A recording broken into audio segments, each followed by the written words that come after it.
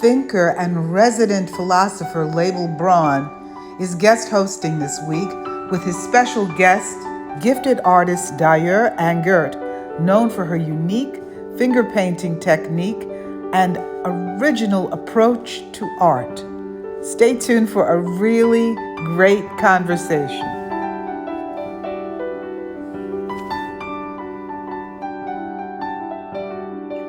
Well, hello, Daeu. Hi, Label.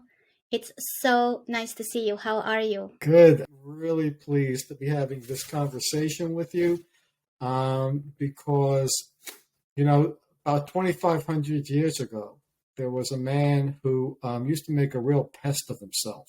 And he'd go to places like the marketplace or cocktail parties that his rich friends invited him to. And he'd ask all these disturbing questions, and he didn't have a degree in anything. He made his living as a stonemason. The last person you'd ever expect to become a philosopher or to be seen as a philosopher, and his name was Socrates. And I really love for people to get beyond the sense that philosophy is something that happens in a university and you can only read about it in textbooks with sentences that take you 10 minutes to parse. I think there's so much philosophy in so many areas, like dance and music and art. And that brings me to you. You paint ideas, and I think that's a form of philosophy through art. Yeah, I think you're right. I don't necessarily think of myself as a philosopher, but I do love to paint ideas. I love ideas. I love to learn about new things and wrap my head around it and think about it and talk about it and debate it. And then once I process it in that way, then I can paint. And some people like landscapes or portraits or still life. I love ideas. Let me ask a question, though. I've known you for a while now. I think it's almost exactly 3 years. And there's so much you are capable of. Mm-hmm. You're accomplished in so many different areas. You talk about being a multi-potentialite, of having a potential in very many areas. Why this focus on art? Yeah, thanks for saying that. I love to learn. Like I said, I love to learn. And when you love to learn, you pick up new skills and then eventually you get good at more than one thing. And I do consider myself a multi-potentialite, multi-hyphenate, and I went to school for computer science and math and cinematography. And so if I had to pick 3 pillars, right, it would be art, which I did since I was 12 years old, technology, and film. And so if I would to tell people about my different projects, they didn't know which box to put me in. And they would say, well, are you a filmmaker? Are you an engineer? Are you an artist? Like, what are you and what box do I put you in? And I genuinely have a need to be strategic and tactical at the same time, to be creative and analytical at the same time, to be able to see the big picture and small little details all at the same time.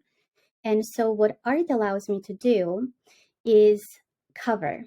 So I can be an artist that explores technology through art or ideas through art or whatever other subject, because in the context of art, it makes sense. So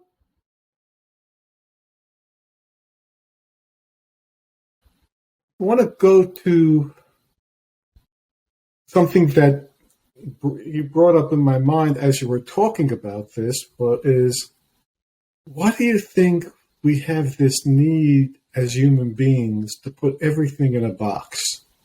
I think it's because we overvalue specialization. It's more valuable, a specialist, right, is more valuable. And we can see it from very early age when we ask little kids, what do you want to be when you grow up? Or we ask college students, what's your major? Or when you get to employment, right, what's your career path? And so we tend to pay specialists more, look for specialists. We like people to go deep and not so much have a breadth and depth of different subjects, which is where I think the innovation happens. When you mix different things, you get something new. But when you talk about multi-potentialites, multi-hyphenates, Renaissance people, whichever term we want to use, when you see them kind of switching, looking from outside in, people see us switching to different things, and then they see us as flakes, or we're not focused, or, you know, that's a big one that always comes up. We're not focused, or you know, not decisive. You can't make up your mind. So I think there are a lot of misconceptions about that, but I think we just overvalue specialization in our society at the moment. Right. I think one of the things that I was thinking of as you were talking there is, what's wrong with being a flake? I think that's become stigmatized. If there weren't flakes, we'd make no progress at all. So, you know, I think there's a stigma there, and I think it hurts us. And I'm really glad that, you know, you're waving the banner of multi-potentialism. You know, I think it goes to, a while ago, I wrote a short story. It was kind of a children's book for adults. It was called Milton Discovers His Verb. And it's about someone who wakes up one morning and finds himself stuck in a box. And this is a magic box where whatever anybody sees him as, that label appears on his chest. And so when he sees his kids, the label turns to dad. And when he goes to work, the label turns to manager or something, right?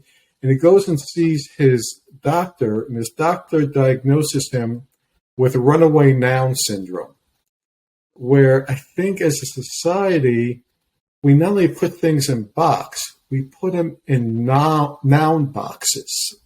And we have to discover our verb. It's not what people have labeled us as, not what we've labeled ourselves as, but what is it that we do? What is our special sauce, so to speak? So if I was going to ask you for your special sauce, what's your special sauce?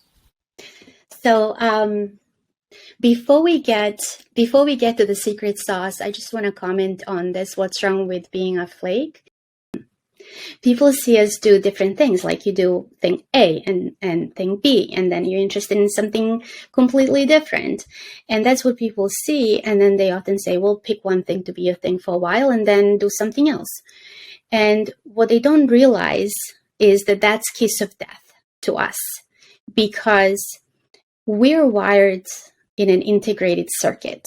You can think of it like that. So when somebody suggests to us, okay, let's just pick one thing out of that integrated circuit, it's going to break.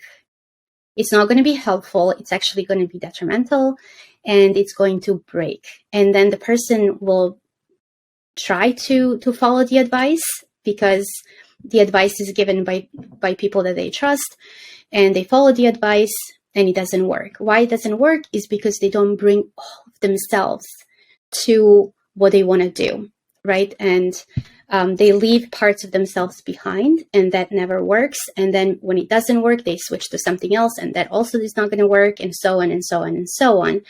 And I actually painted about that. My painting, The Multi-Potentialite, is actually about facing the question, do I follow this advice and break myself in a million pieces, or do I not, and risk not being accepted or not belonging, right? So if you look at the painting, you can see a person sitting, kind of hunched over with the forehead on the forearm, in distress, really, and then seeing herself in a million pieces. Like if you ever saw yourself in a broken mirror, right? And you can see different parts of you, but they're not quite connecting, right? And that's what's happening when you try to break that integrated circuit, right?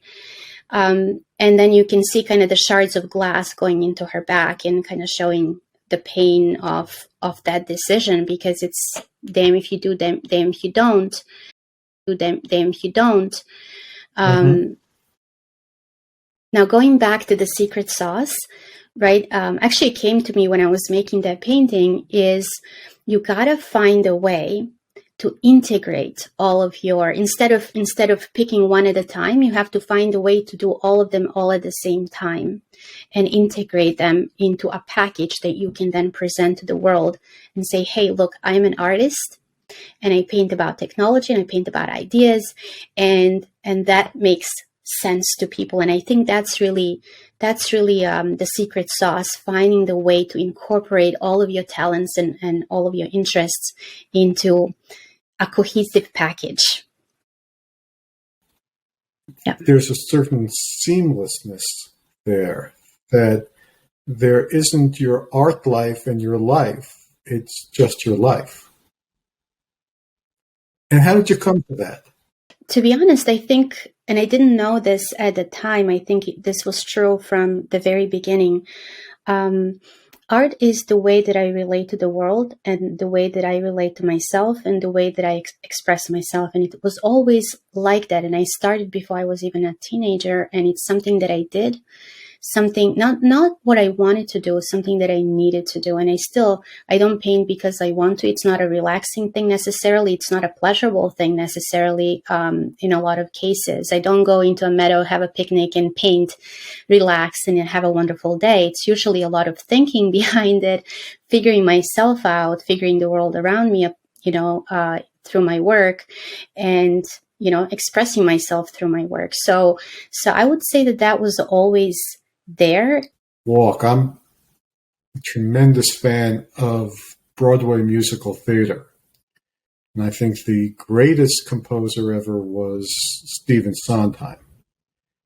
And Sondheim is never derivative. And he's never derivative even of himself. I mean, this man did a funny thing happened on the way to the Forum, as well as a little night music. He did Company, and he did Pacific Overtures. You can't get less derivative of yourself than he did, and yet somehow you always know it's a Sondheim musical. If somebody didn't, I mean, I listened to a lot of this stuff on the radio, and occasionally a piece will come on, and I'll say, I don't know that piece at all, but certainly sounds like it's a Sondheim, and then it turns out to be, there's something about an artist putting their essence in it. And just like one day I may look one way, or the next day I may look another way and do a different thing or whatever, but people know it's me. And I think we talked about what is art. I think one of the distinguishing characteristics of art is that it carries the artist's essence. And ask me to define what that essence is. Ask me how it gets in there, how it's distinguishable. I'm at a loss for words, but it's there. Do you know what I mean? So it's almost like channeling, right? And I heard this from many other artists, fine artists, and musicians as well. And they would say, this inspiration came through me and I wrote a song in 10 minutes or 30 minutes. It was very quick. And so I think, and my theory is, and I'm interested to hear what you think about this, that creativity is an emotion and we have to be open to experience that emotion. And if we're open and to that experience, right, then we're able to transfer that emotion into the artwork. Whatever that happens to be, if it's fashion design or, oil paintings, or sculpture or music, film, culinary arts, architecture, it doesn't really matter, but you need to convey that emotion through your artwork. And that, I think, is what makes it art. But you have to be open to that experience. And it really makes me cringe when people say, unleash your creativity. Like, it presupposes that somehow you have control over creativity. And I don't think it works like that. So what are your thoughts on that? I think you've hit the nail on the head there, because that's what really defines us is our emotions. And now that as I'm talking to you, it's coming to me that what I recognize in every Sondheim work, whether it's a funny thing happened on the way to the forum or whether it's a little night music, are Sondheim's emotions, his sweeping emotions that come through there that are only Sondheim's and nobody else can do them. And it's the same thing I see in your painting, is those vast sweeping emotions that come through that elicit an emotional response in me that aren't your emotions, but somehow your emotions give me, maybe if I use the word permission, to feel my own emotions. And that's what lets me know it's a Daeu work. I think that's the goal. I think adding emotion into artwork is necessary for it to be art. I think that's a necessary element, both to experience it, put it on the canvas, and then allow that transfer to occur, and then also elicit emotion from the audience as well. And I like what you said about non-derivative, because I think that's another element. You have to find something original, go from 0 to 1, create something that never existed before. Otherwise, I don't see that as art, at least to me. And I look at it in two different ways when you say non-derivative, like being original and also not experiencing the same emotion twice, which is something that I can't do. I can only process it once it's processed, right, and disposed of and put on the canvas. That's it for that painting. Like I can do it twice. Yeah. I once took a course in writing genre fiction, and I found out that so many of the most popular writers, fiction writers, don't do their own work anymore. They give some thoughts to somebody else who writes it, and then the person sticks their name on it because that's what sells. So I don't understand how that can be rewarding to the writer, either the ghostwriter or the person who has their name on it, nor do I understand how it's rewarding to the reader. But I understand why. I just don't understand how. The why is, and you know that I'm doing work on this right now, is that there are so many things that if we can't have the reality of it because it's impossible, we'll settle for the illusion, right? And one of the things that the human brain craves, but we can't have, is certainty.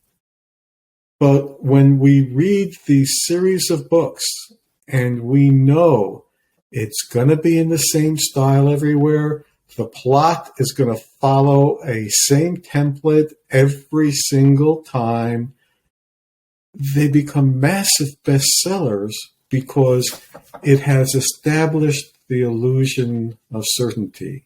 We all, to some degree or another, want to have that commercial success. So I don't fault people for that, but I think there's inherent risk in, especially if you don't like the criticism, you have to put yourself out there and be exposed to that. So I understand that.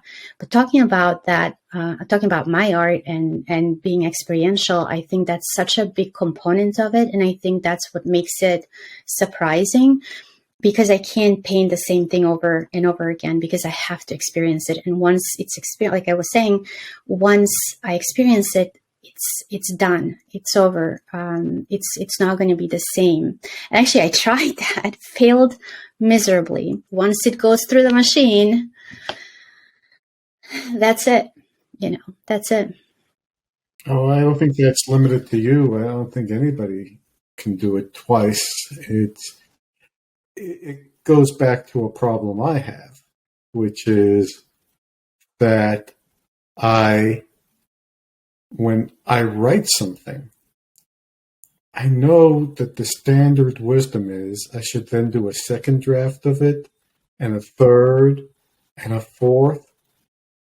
But I don't want to lose that spontaneity and moment of creation that I had when I did the first draft. It's very hard and oftentimes impossible for me to let go of the first draft. And it brings to mind that common wisdom probably is wisdom, but it's not always wise. So you and I had an experience where I had written this book, The Search.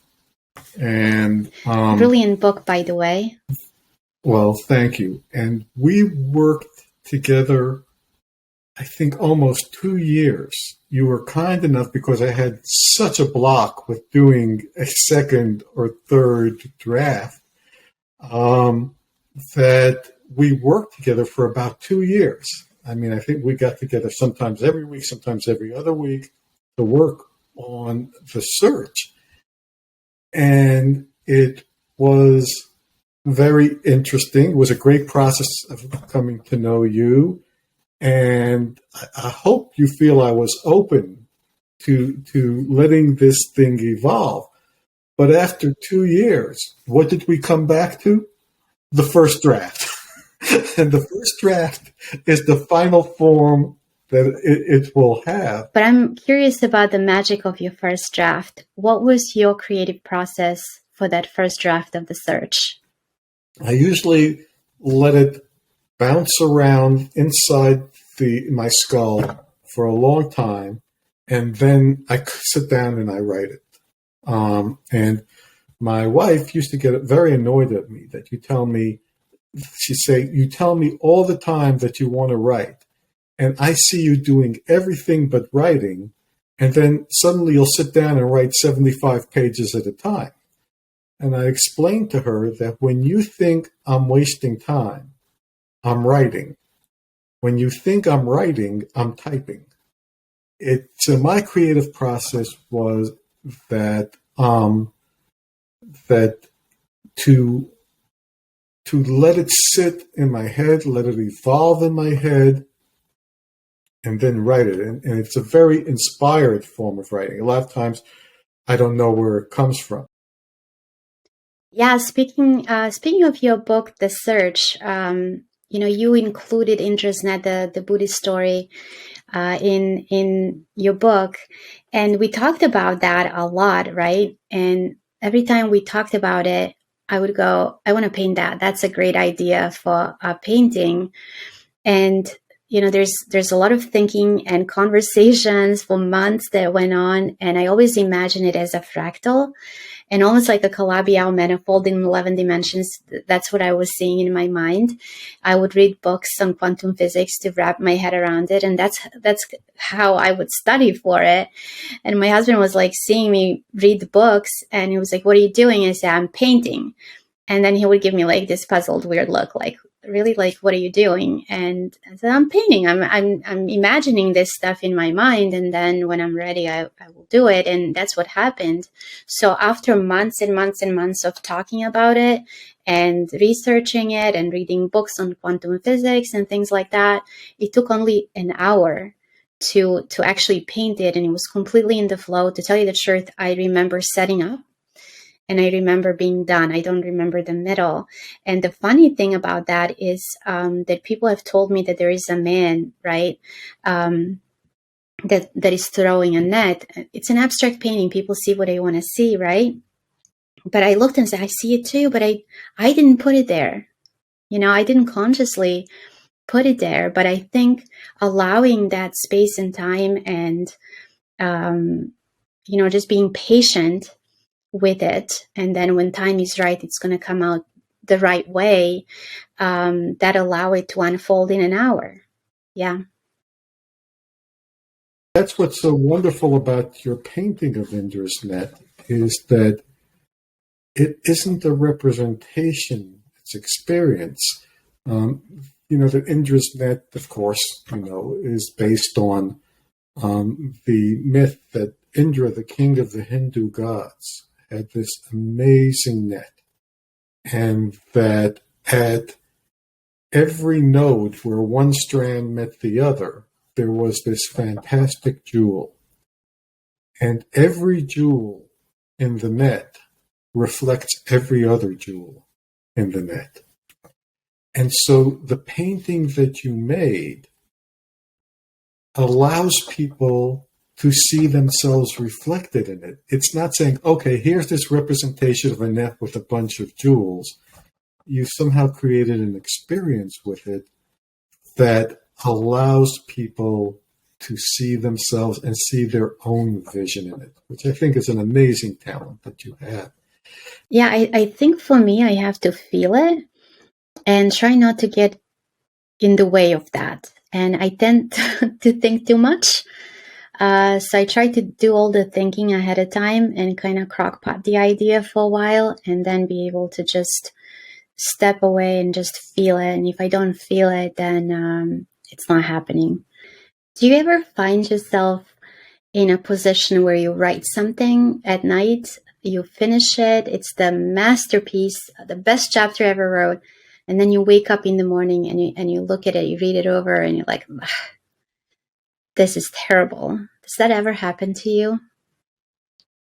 I call it, it happens to me so often, I have a name for it. I call it the 3 a.m. in the morning syndrome, where, you go to bed thinking, like you say, you've created a masterpiece, and you wake up the next morning, you can't wait to go take another look at this beautiful thing you've created, and you say, what evil elves came overnight and stole my beautiful masterpiece and replaced it with this piece of bleep? It happens, and I think that's also part of the artist's curse. Our vision is so pure. It's tapped into a place that doesn't really have anything, isn't dependent on everyday reality, that when we then come back and view it through everyday reality, there's no way it can possibly live up to our original vision. So I have a theory about that because it happens to me all the time. And my theory is this. I believe that a person, and this goes back to what we talked about earlier, you have to be the person who can write that. When you were talking about the search, you have to be the person who can write the search. You have to be the person who can create that artwork. And I think what happens is that night you are at a certain level of skill and understanding and everything else. And then you create that masterpiece for that level of understanding that you're at that point. And then you go to bed and you wake up as a different person because taking the action of creating that artwork has changed you as an artist. You evolve as an artist. You're different now because you created that piece of art. And so when you are looking at it the next day, you're looking at it from an elevated position that you were not privy to the night before. So I think it's a little bit unfair of what we're doing to ourselves in that regard. But that's my theory. So what are your thoughts on that? Life is unfair. Yeah. Life is, but it's a wonderful thing because it means that there's a process of growth in doing the art. And, you've become a changed person. And isn't that really the purpose of art, is to be transformative? I think that's a really good point because I think that's another element of art being art is that it transforms the artist. It's not just the artist transforming the canvas or, putting words on the page and creating an amazing book. I think that work is also transforming the artist, and that is a necessary ingredient of art. Exactly. Well, this has been delightful, Daeu, and hopefully you'll come back and we'll have more conversations. Thanks, Lable, for having me. I really enjoyed it as always. I'd be happy to come back.